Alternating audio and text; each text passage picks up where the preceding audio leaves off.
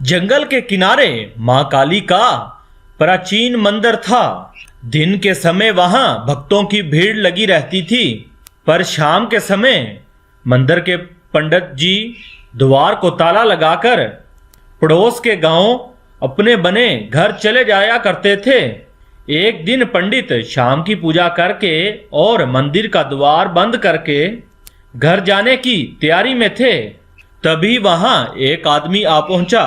जय मां काली जी, अगर पंडित जी आप इजाजत दें तो मैं मां काली के दर्शन कर लूं। कर लो बेटा, पर जल्दी करना। शाम के समय जंगल के आसपास चोरों चक्कर घूमते हैं, इसलिए मैं भी इस समय तक गांव वापस लौट जाता हूं। बस हो गया पंडित जी, मां काली के दर्शन करके मैं धन्य हो गया। अच्छा मैं चलता हूं।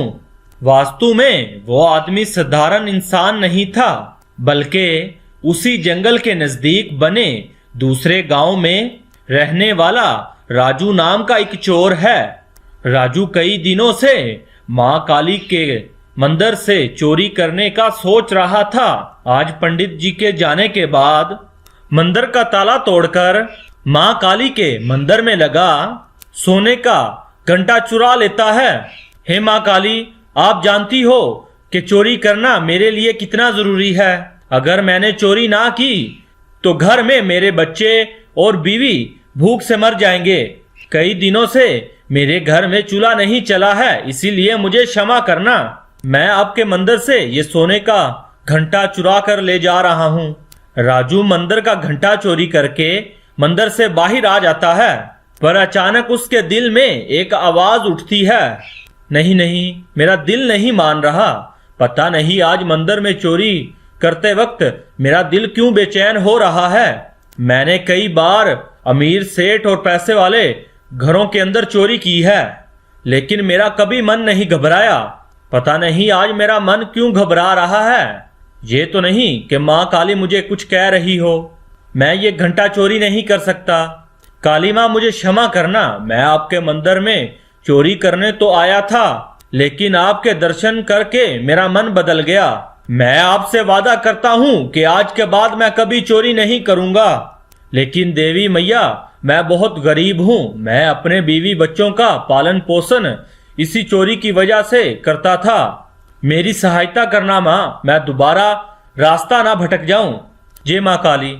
राजू ने काली माँ के मंदिर से वो घंटा नहीं चुराया। वो खाली हाथ ही घर लौटता है और अपनी पत्नी को सारी बात बताता है। आपको लगता है कि माँ काली हमारी मदद करेगी? हाँ सुनीता, मैं जानता हूँ कि माँ काली बहुत शक्तिशाली है। मुझे पता है कि अगर उन्होंने मेरी दिशा बदली है तो वो अवश्य मुझे कोई ना कोई काम भी दिला देंगे। मुझे उन पर विश्वास है। कहते हैं भगवान पर विश्वास हो तो भक्तों को हर मुसीबत से लड़ने में मदद देता है। कुछ दिनों तक राजू और उसकी पत्नी भूखे सोते रहे। गांव के नजदीक एक नगर में सेठ मोहनलाल अपनी पत्नी के साथ रहते थे। ये भी देवी माँ के भक्त थे। एक दिन जब सेठ मोहनलाल गहरी नींद में सो रहे थे, तब माँ काली ने उन्हें दर्शन दिए। माँ, मैं आपके दर्शन पाकर धन्य हो गया। पुत्र, मैं जानती हूँ कि तुम मेरे परम भक्त हो। मैं तुम्हें कारी देना चाहती हूँ। पास के गांव में एक राजू नाम का गरीब आदमी अपने परिवार के साथ रहता है। तुम्हें उसके पास जाना है और उसकी मदद करनी है, ताकि वो मेहनत करके अपने परिवार का पालन पोषण कर सके। जो आ गया माँ। इतना कहकर माँ काली गायब हो गई। अगले दिन सेठ मोहनलाल राजू के घर का पता पूछते हुए उसके घर पहुंचता है। राजू, मुझे घर के काम के लिए एक व्यक्ति की जरूरत है। क्या तुम मेरे घर में काम करोगे? मैं आपको जानता नहीं सेठ जी। आपको किसने भेजा है? राजू, मैं जानता हूँ कि तुम माँ काली के भक्त हो और मैं भी काली माँ का भक्त हूँ। यही समझ लो कि उनकी आज्ञा पर मैं तुम्हें लेने आया हूँ। राजू समझ जाता है, हो ना हो माँ काली ने ही सेठ मोहनलाल को उसकी मदद के लिए भेजा है। सेठ मोहनलाल खर्चे के लिए राजू को कुछ पैसे देते हैं। अगले दिन राजू सेठ मोहनलाल के घर काम पर लग जाता है। राजू सेठ और सेठानी की खूब सेवा करता था। सेठ जी की कोई संतान नहीं थी। सेठ और सेठानी इस दुनिया में दोनों ही अकेले थे। एक बार सेठानी बहुत बीमार पड़ गई। तब राजू ने उनकी बहुत सेवा की। राजू बेटा, तुमने बीमारी के दिनों में मेरी बहुत सेवा की है, बिल्कुल मेरे अपने बच्चे की तरह। तुम्हारे आने से सचमुच बहुत आराम मिल गया है। माँ जी, आपने और सेठ जी ने मुझे गरीब पर बहुत उपकार किए हैं, उनके आगे तो ये कुछ भी नहीं। राजू को सेठ मोहनलाल के घर काम करते हुए 1 साल बीत जाता है। सेठानी की तबीयत अब खराब रहने लगती है।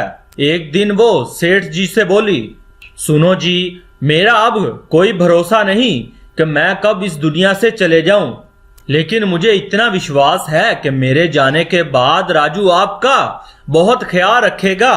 मेरी इच्छा है कि हम राजू को अपनी जायदाद का वारिस बना दें। वो तो ठीक है, लेकिन तुम ऐसा क्यों सोच रही हो? तुम्हें कुछ नहीं होगा, तुम बिल्कुल ठीक हो जाओगी। पर वक्त को कुछ और मंजूर था। सेठानी इस दुनिया से चले गई। उनके जाने के बाद सेठ बहुत अकेला महसूस करने लगे। इसलिए कभी कभी राजू अपने दोनों बच्चों के साथ सेठ जी के पास खेलने के लिए लाया करता था।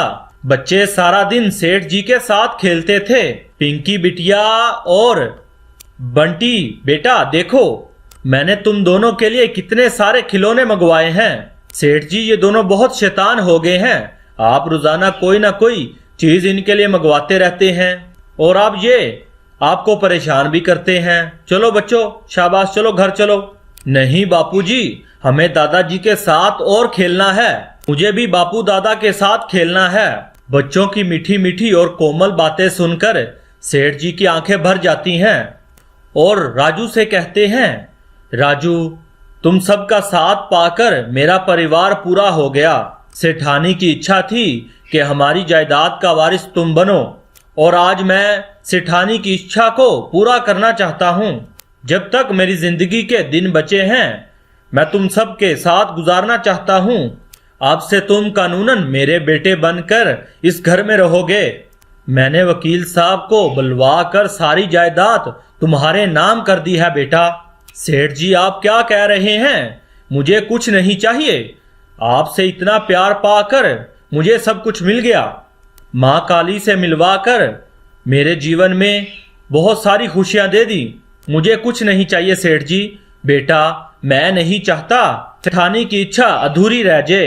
क्या तुम सेठानी को अपनी माँ नहीं मानते थे? सेठ जी की बातें सुनकर राजू रो पड़ता है। अब राजू सेठ जी का बेटा बनकर अब उनके घर ही रहने लग पड़ा।